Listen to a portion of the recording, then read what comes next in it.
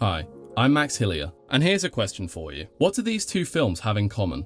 Well, beside the obvious, both use colour to tell a story. In fact, colour is so essential to these films, they just couldn't tell the same story without it. Let me explain. Chazelle's characters live through colour. Whether it's the start of a relationship between two lovers, or the beginning of a conflict between teacher and student, Chazelle assigns these characters colours that will begin to interact and change over the course of the film. They blend, darken, and contrast to link what we're hearing from the characters to what we're seeing on screen. And this makes what is already incredible dialogue visually stunning. But this isn't just exclusive to the characters' clothing. Colour also defines the world that they live in. So when Chazelle wants to reconnect two lost lovers, the scene is bathed in the colours of when they first met. But while Chazelle is an expert at this in all of his films, he is truly a genius when it comes to two of them. And what really makes Chazelle special is his ability to craft the perfect ending using colour.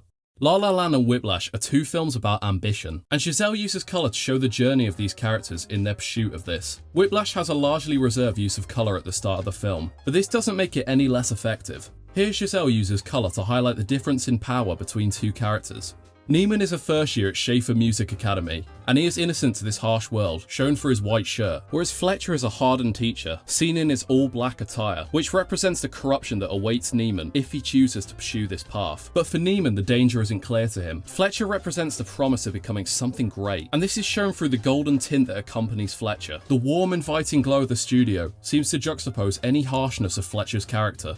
Where Whiplash is reserved in its use of colour, La La Land is extraordinarily bright. But like Whiplash, La La Land is still a tale about success, and Chazelle explores the emotions of his characters using primary colours, blue, red and yellow. Blue is the colour of success in La La Land. Everything from the murals and the posters of famous film stars to the Van Beek Club are blue. These are people who have made it in Hollywood. Mia and Sebastian have not made it.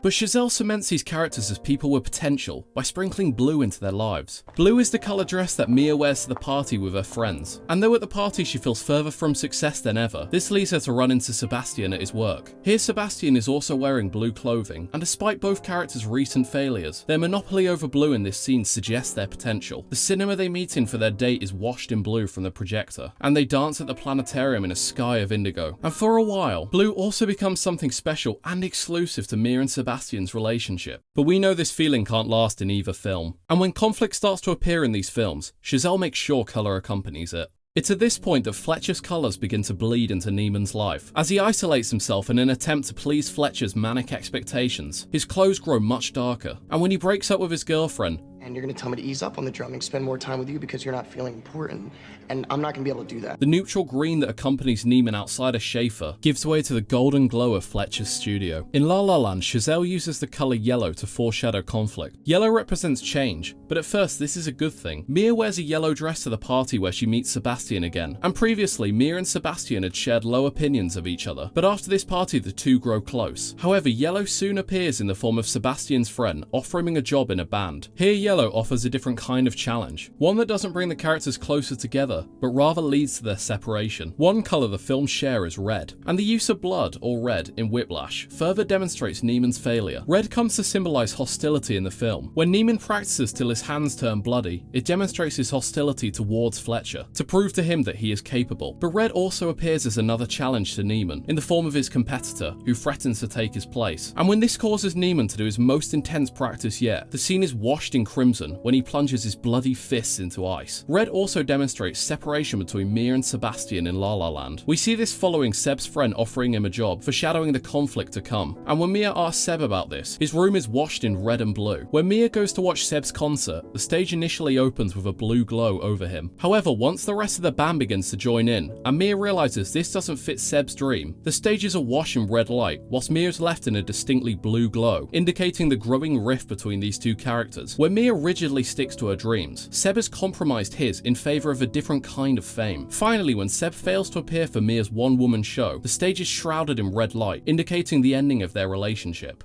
Speaking of which, if there's one thing beside colour Chazelle knows how to do, it's craft an ending. Whiplash and La La Land both have endings around 15 minutes long, because for Chazelle, endings are the highlights of his films. And when it comes to colour, Chazelle doesn't hold back. After Neiman's disastrous performance and fight with Fletcher, he is expelled from Schaefer Conservatory. After stepping away from music, Chazelle shows Neiman in lighter and mixed colour clothes to show his loss of passion for music. Fletcher's clothing has also become lighter, as he too was removed from Schaefer. And when these two characters meet again at a bar, the lighting is green, symbolizing a return to neutral ground. So when Neiman accepts Fletcher's offer to play again, Chazelle tricks us into thinking that Fletcher's power over Neiman is gone. But when it becomes clear that Fletcher has set up Neiman to fail by giving him false charts to play at the performance, the total black of Fletcher's outfit and that familiar golden hue return to let us know that Fletcher is back in control.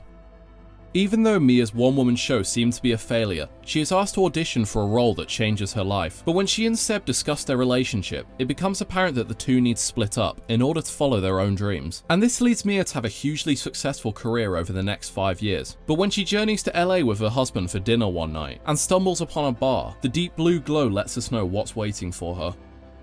And once Seb notices her, he slowly begins to play their theme.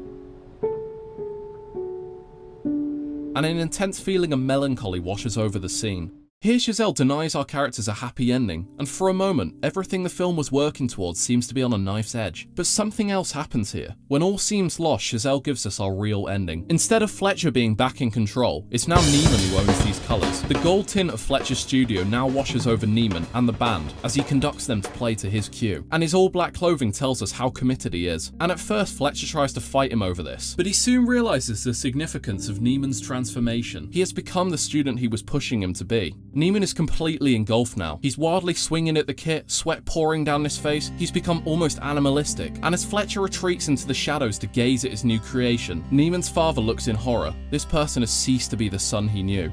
As Seb comes to the end of their theme, something unexpected happens. The camera zooms out to reveal that Seb and Mia are now in the restaurant where Mia watched him play for the first time. And as she walks over to Seb, we expect him to push past her once again, but instead he kisses Mia. Their blue clothing reminding us of the relationship they used to have. That's when Chazelle plunges into a montage of their lives if they'd stayed together, whilst the music swells around them. Seb turns down Keith's job offer, he makes it to Mia's one-woman show, and they move to Paris together. Chazelle shows us what might have been, and by doing this he gives the audience what they want, but also cements the reality of these characters by returning to real life. But before Mia walks out the door, she turns to smile at Seb. And this is an acknowledgement that the two could never have been successful without the other. And the film ends washed in blue to show this. Whilst both Whiplash and La La Land are two films about ambition, Chazelle gives us wildly different endings here using colour. In Whiplash, Neiman gets everything he wanted from the start of the film, but Chazelle asks us at what cost. Fletcher's obsession is manic, and now Neiman has become fully engulfed in his golden glow. And I can't help but share Neiman's father's horror at the end of this film, when seeing what his son has become. On a similar note, La La Land's ending also gives the characters the success they dreamed of from the start of the film. And sadly they weren't able to find success whilst together, but they appreciate that they never would have been able to become the people they needed to be without one another. And far from the manic obsession of Whiplash, these characters were able to finally realise their dreams without compromise to their happiness.